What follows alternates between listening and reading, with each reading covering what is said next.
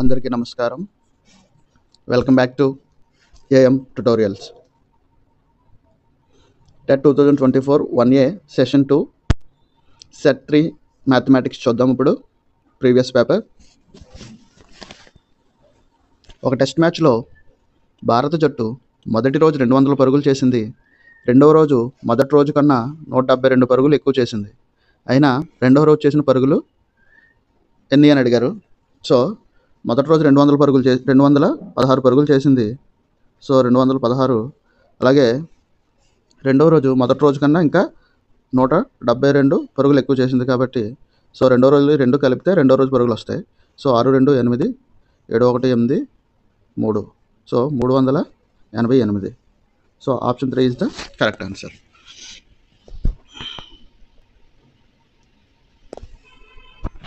Next 92. రెండు సంఖ్యల భేదం 568. వాటిలో ఒక సంఖ్య 796 అయిన రెండవ సంఖ్య ఎంత అని అడిగారు. సో రెండు సంఖ్యల యొక్క భేదము 568. ఒక సంఖ్య ఇస్తారు కాబట్టి ఆ ఒక సంఖ్యలోంచి 796, ఒక సంఖ్య 568 తీసేస్తే 16లోంచి 8 తీస్తే 8. నెక్స్ట్ 8లోంచి 6 తీస్తే 2, 7లోంచి 5 తీస్తే 2. ఆ సంఖ్య 228. ఆప్షన్ 1 కరెక్ట్ ఆన్సర్ అవుతుంది. నెక్స్ట్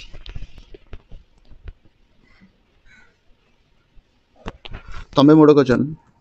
ఒక అకరణీయ సంఖ్యను 5/2తో గుణించి ఆ లబ్ధానికి 2/3ని కూడితే -7/12 వస్తుంది.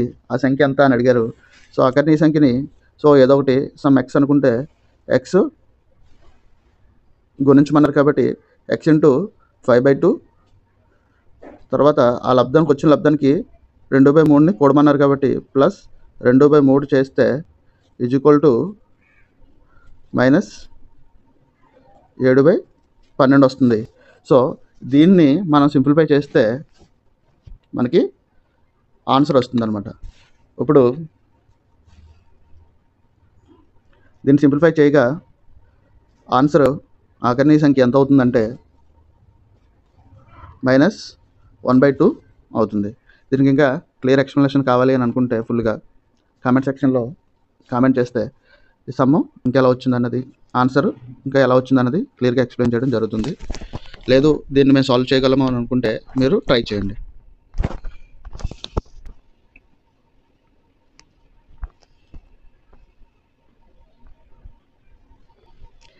Next question number 94. n/2 - 3n/4 + 5n/6 = 21 అయిన n విలువ ఎంత అని అడిగారు. సో ఇక్కడ 2 4 6 ఉంది. సో వీటికి కసాక్ కడితే 12 అవుతుంది.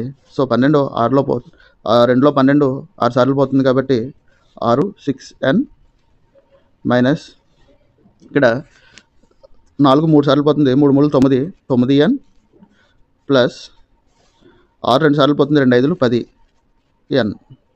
So 10 6 16n. 16లోంచి 9 తీస్తే 7 7/12. So 7n/12 = 21.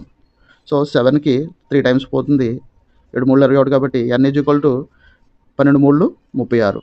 So 94 option 4 36 is the correct answer. 95. ఈ క్రింది వారిలో పరిపూర్ణ ఘనము కాని సంఖ్య అని అడిగారు. సో ఇక్కడ చూస్తే 216 6కి పరిపూర్ణ ఘనము, 64 4కి పరిపూర్ణ ఘనము, 500కి పరిపూర్ణ ఘనం ఏం లేదు, 125కి 5 పరిపూర్ణ ఘనము, 5 × 5 × 5 ఇది 6 × 6 × 6, ఇది 4 × 4 × 4, ఇది 5 × 5 × 5. 500కే పరిపూర్ణ ఘనం ఏం లేదు కాబట్టి పరిపూర్ణ ఘనము కానిది అడిగారు కాబట్టి so option 3 is the correct answer.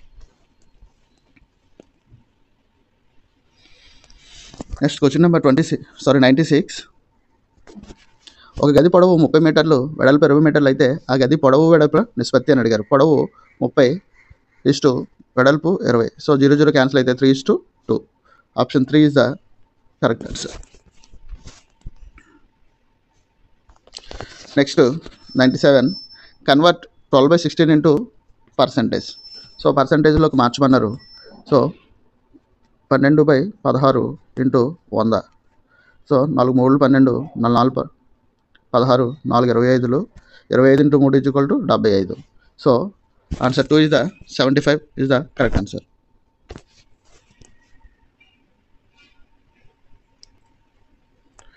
Next Waheeda ఒక ఎయిర్ కూలర్ను 10% పన్నుతో కలిపి 3,300 కొన్నది. అయితే వ్యాట్ కలపకముందు ఎయిర్ కూలర్ ధర. సో 10% పన్ను అంటే 110% అనుకుంటే 100% ఎంత ఫైండ్ అవుట్ చేయాలి. 110 = 3,300, అప్పుడు 100 ఎంత. సో క్రాస్ మల్టిప్లికేషన్ అప్లై చేస్తే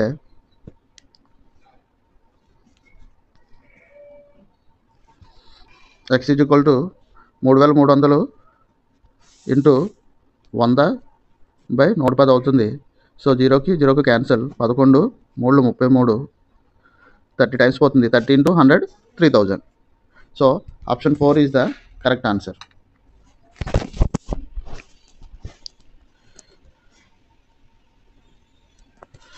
నెక్స్ట్ 99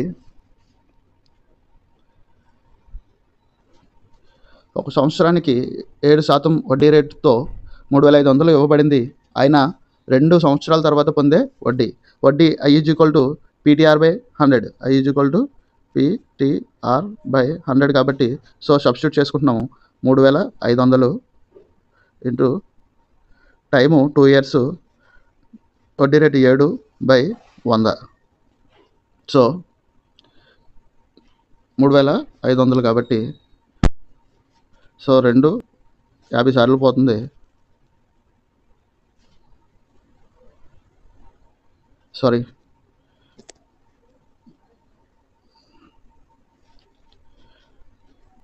2 0కి 2 zeros క్యాన్సిల్ అవుతుంది.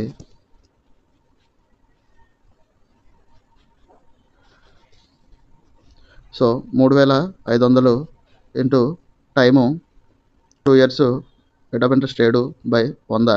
సో 2 zeros కి 2 zeros క్యాన్సిల్ అవుతుంది. So 35 × 2 × 7, 35 2 70, 7 5 70, 7 7 49. So 490. Option 3 is the correct answer. Next 2 5/6ను అపక్రమ భిన్నంలోకి మార్చమన్నారు. సో ఇది మిశ్రమ భిన్నంలో ఉంది. So 2 6 12 plus 5/6. So 12 plus 5 17/6. Option ఎక్కడుంది? 101లో 17/6 ఉంది కాబట్టి ఆప్షన్ 1 కరెక్ట్ ఆన్సర్. నెక్స్ట్ 101 ఒక నిర్దిష్ట వారంలో 7 రోజులలో ఒక నగరంలో వర్షపాతం మిల్లీమీటర్లో ఇచ్చారు. 1 5.5 20.5 0 2.1 12.2 0 నమోదు చేయబడింది. అయినా వారంలో సగటు అంటే రాసుల మొత్తంపై రాసుల సంఖ్య. సో ఇక్కడ ఇచ్చిన రాసుల మొత్తం ఎంత అవుతుంది? 5 6/6, 5 1 6, 6 10, 6 20, 26 26 27 28 28 12 8 30 40 40ని ఇక్కడ 2 ఫైల్ వదిలేసాం కాబట్టి 40 41 41.3. సో మొత్తం కలిపితే 41.3 బై మొత్తం ఎన్ని రోజులు ఇచ్చారు? 1 2 3 4 5 6 7 రోజులు ఇచ్చారు కాబట్టి 7 రోజులు 41.3 బై 7 దీన్ని క్యాన్సిల్ చేస్తే 5.9 అవుతుంది. So option 4 correct answer. ఇక్కడ 102 క్వశ్చన్. పొడవు 8 సెంటీమీటర్లు, వెడల్పు 3.5 సెంటీమీటర్లు గల దీర్ఘ చతురస్ర చుట్టుకొలత సెంటీమీటర్లలో. సో దీర్ఘచతురస్ర చుట్టుకొలత అడిగారు కాబట్టి దీర్ఘచతురస్ర యొక్క చుట్టుకొలత 2 × L + B. ఆ ఫార్ములా తెలుసు కాబట్టి ఆ ఫార్ములాలో అప్లై చేసుకుంటే 2 × 8 + 3.5 8 + 3.5 11.5 × 2 22 1 23. So 23. Option 3 23 is the correct answer. Next 103 question. 3 భుజాల పొడవులు అసమానాలుగా గల త్రిభుజంను ఏమని పిలుస్తారు? సంబాహు త్రిభుజం అంటే 3 భుజాలు సమానంగా ఉంటే సంబాహు త్రిభుజం. విషంబాహు త్రిభుజం అంటే లంబకోణ సమద్విబాహు త్రిభుజం అంటే ఆ కోణంలో ఒక 90 డిగ్రీస్ ఉంటే దాన్ని లంబకోణ సమద్విబాహు త్రిభుజం అంటారు. నెక్స్ట్ సమద్విబాహు త్రిభుజం అంటే 2 భుజాలు ఈక్వల్గా ఉంటే దాన్ని సమద్విబాహు త్రిభుజం అంటారు. అలాగే విషంబాహు త్రిభుజం అంటే అసలు మూడు కూడా సమానంగా ఉండవు అనమాట. సో దానికి option 2 is the correct answer. Next 104. త్రిభుజాకార పిరమిడ్ యొక్క ముఖముల సంఖ్య అడిగారు. సో త్రిభుజాకార పిరమిడ్కి ఎటు చూసినా త్రిభుజంలో ఉంటుంది. అటు ఒక త్రిభుజం, ఇటు ఒక త్రిభుజం, 3 వైపులా 3 త్రిభుజాలు ఉంటాయి. అలాగే కింద కూడా ఒక త్రిభుజం ఉంటుంది కాబట్టి మొత్తము 4. Option 2 4 is the correct answer. Next 105. అల్పకోణం అంటే అర్థం. అల్పకోణం అంటే ఏంటని అడుగుతున్నారంటే 4వ వంతు పరిభ్రమణం కన్నా తక్కువ. పరిభ్రమణం అంటే 360 డిగ్రీస్ అనమాట. సో పరిభ్రమణంలో సగం, పూర్తి పరిభ్రమణం సగం పరిభ్రమణం కన్నా తక్కువ. సో ఇక్కడ అల్పకోణం అడిగారు. 4వ వంతు పరిభ్రమణం అంటే ఎంత? 90 డిగ్రీల కన్నా తక్కువ. పరిభ్రమణంలో సగం అంటే 180 డిగ్రీస్. పూర్తి పరిభ్రమణం అంటే 360 డిగ్రీస్. సగం పరిభ్రమణం కన్నా ఎక్కువ అంటే 180 డిగ్రీస్ కన్నా సగం పరిభ్రమణం, పూర్తి పరిభ్రమణం 360 కాబట్టి 180 డిగ్రీస్ కన్నా ఎక్కువ. సో ఇక్కడ అల్పకోణం అన్నారు కాబట్టి అల్పకోణం 90 డిగ్రీస్ కన్నా తక్కువ ఉంటుంది కాబట్టి option 1 is the correct answer.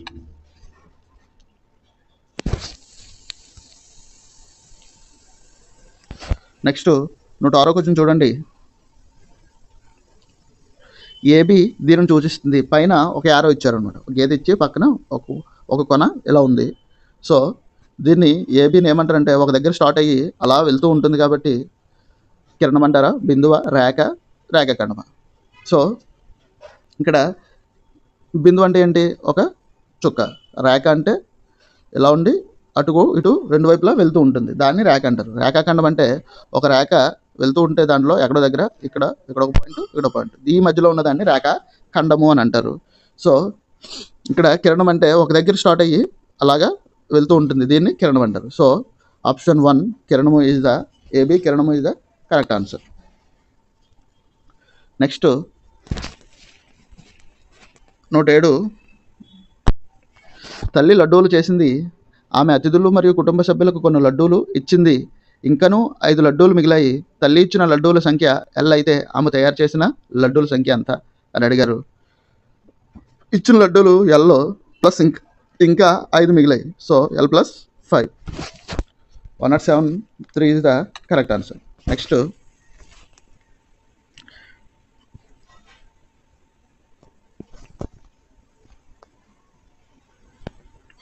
Factors of 2xy + 3x + 2y + 3 కారణాంకాలు. సో కారణాంకాల కింద విడదీయమన్నారు. దీన్ని కారణాంక విభజన చేస్తే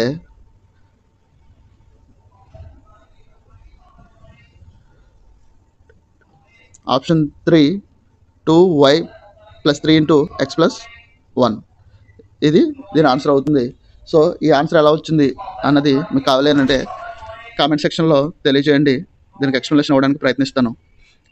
లేదు అని అంటే ఆప్షన్ మెథడ్ ద్వారా కూడా వెళ్ళొచ్చు. దీనికి ఏ నెంబర్ని అయితే మల్టిప్లికేషన్ చేస్తే ఈ వస్తుందో, పూర్తిగా ఇది వస్తుందో అది అవుతుంది అనమాట. అంటే 2y + 3 × x + 1ని మల్టిప్లికేషన్ చేస్తే 2xy + 3x + 2y + 3 వస్తుంది అనమాట. 9వ question. -3 to the power of m + 1 × -3 to the power of 5 = -3 to the power of 7 అయిన m వాల్యూ ఫైండ్ అవుట్ చేయమని అన్నారు. సో ఇక్కడ భూములు సమానం కాబట్టి ఘాతాలు ఏం చేయబడతాయి అంటే కలపబడతాయి. సో ఘాతాలు కలపబడితే m + 1 + 5 = 7. సో ఫార్ములాని భూములు సమానం కాబట్టి ఘాతాల్లో కలపబడతాయి కాబట్టి ఈ ఇటు సైడ్ ఉన్న ఘాతాలు ఇటు సైడ్ ఉన్న ఘాతాలకి ఈక్వల్ అవుతుంది కాబట్టి ఈ ఫార్ములా వేసుకున్నాం. m + 6 = 7, m = 7 - 6 = 1. So option 4 is the correct answer. Next question number 110. Lakshmi తండ్రి వయస్సు 49 సంవత్సరాలు.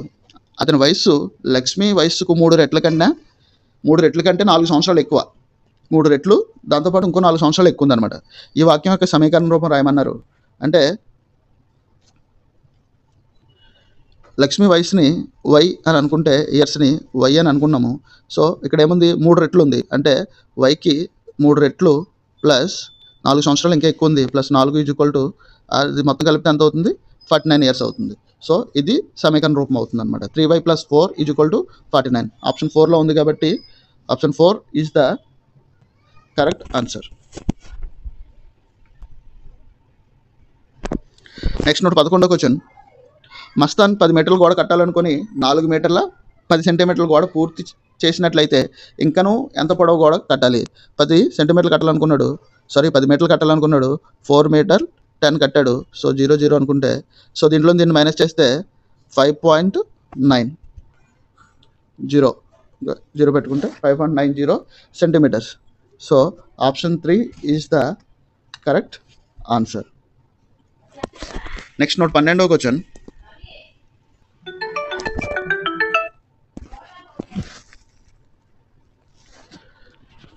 రజిత వయస్సు 9 సంవత్సరాలు. ఆమె సోదరి వయస్సు రజిత వయస్సుకు రెట్టింపు అయిన ఆమె సోదరి వయస్సు. సో రెట్టింపు అంటే ఇంటూ 2. సో 9 × 2 = 18.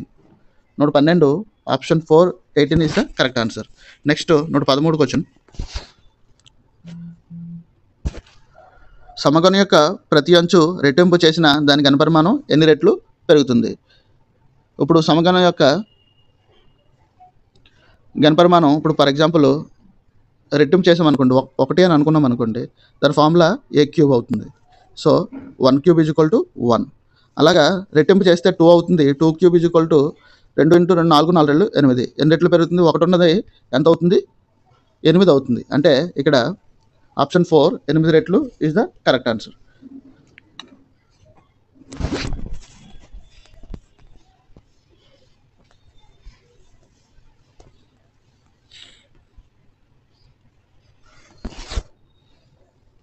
నూట 14వ క్వశ్చన్. వృత్తాకార సీట్ యొక్క చుట్టుకొలత 154 మీటర్లు అయితే దాని వ్యాసార్థం ఎంత? అంటే 154 = 2πr. సో చుట్టుకొలత ఇది ఇస్తారు కాబట్టి r ఫైండ్ అవుట్ చేయాలి. మనకు పై వాల్యూ తెలుసు 22/7. సో 154 × 22/7 అంటే ఇక్కడ 7/22 వస్తుంది, ఇటు సైడ్ వచ్చింది కాబట్టి ఇది కూడా /2 అవుతుంది, =r. సో దీన్ని సింప్లిఫికేషన్ చేస్తే r వాల్యూ 24.5 అవుతుంది. మీరు ఒకసారి సింప్లిఫికేషన్ చేయడానికి ట్రై చేయండి. అప్పటికి రాలేదు అని అంటే కామెంట్ సెక్షన్లో తెలియజేయండి. దీనికి కూడా ఎక్స్ప్లెనేషన్ ఇవ్వడం జరుగుతుంది. నెక్స్ట్ మెథడాలజీకి సంబంధించి మ్యాథమెటిక్స్ అనే పదం మెథనైన్ మరియు టెన్ అనే గ్రీకు పదాల కలయిక ద్వారా ఏర్పడింది. ఇందులో మెథనైన్ అనగా సూక్ష్మ పద్ధతి, నేర్చుకోవడం, అమూర్త భావన, దృక్పథం. ఆప్షన్ 2 నేర్చుకోవడం ఈజ్ ద కరెక్ట్ ఆన్సర్. 116వ క్వశ్చన్. హేతువాదం ద్వారా గణితం విద్యార్థుల్లో ఈ క్రింది విలువలను పెంపొందిస్తుంది. ఆప్షన్స్: ప్రయోజన విలువ, సాంస్కృతిక విలువ, క్రమశిక్షణ విలువ, సన్నాహక విలువ. ఆప్షన్ 3 క్రమశిక్షణ విలువ is the correct answer. Next 117. విద్యార్థి సామాన్యం నుండి ప్రత్యేక అంశానికి, అమూర్తం నుండి మూర్తత్వానికి, సూత్రం నుండి ఉదాహరణకు వెళ్ళే పద్ధతి. ఆగమన పద్ధతి, సంశ్లేషణ పద్ధతి, నిగమన పద్ధతి, విశ్లేషణ పద్ధతి. దీనికి ఆన్సర్ ఆప్షన్ 3 నిగమన పద్ధతి. నెక్స్ట్ 118వ క్వశ్చన్. లెక్కించడం, సంకలనం, వ్యవకలనం, భిన్నాలు, దశాంశాలు, శతాంశాలు మొదలగునవి సులభంగా బోధించడానికి గ్రాఫ్ పేపర్ వలె ఉండే నిలువు అడ్డు గీతల చదరాలు గీసి ఉన్న కాగితం ఏమంటారంటే, ఆప్షన్స్: అంతర్జాల paper, drawing paper, grid paper, తెల్ల కాగితం. Option 3 grid paper. 119. ఒక విద్యా సంవత్సరంలో ఒక తరగతికి సంబంధించిన లక్ష్యాలను సాధించడానికి గల కార్యక్రమాల ప్రణాళిక. Options unit plan, period plan, వార్షిక ప్రణాళిక, టీచింగ్ నోట్స్. సంవత్సరానికి సంబంధించింది కాబట్టి ఆప్షన్ 3 వార్షిక ప్రణాళిక. 120వ question. Regional institute of education Mysore వారు ప్రతిపాదించిన పాఠ్య పథక నమూనా వెనుక సూత్రం. హెర్బార్ట్ నమూనా, యూనిట్ పాఠ్య పథక నమూనా, వ్యవస్థాపక ఉపగమనం, మూల్యాంకనం. ఆన్సర్ ఆప్షన్ 3 వ్యవస్థాపక ఉపగమనం ఈజ్ ద కరెక్ట్ ఆన్సర్. మా మ్యాథ్స్ ఎక్స్ప్లెనేషన్ కనుక మీకు నచ్చినట్లయితే ఈ వీడియోని లైక్ చేయండి. అలాగే మీ ఫ్రెండ్స్ అండ్ ఫ్యామిలీలో ఎవరైతే ప్రిపేర్ అవుతున్నారో వాళ్ళకు కూడా షేర్ చేయండి. Don't forget to subscribe my channel. Thank you.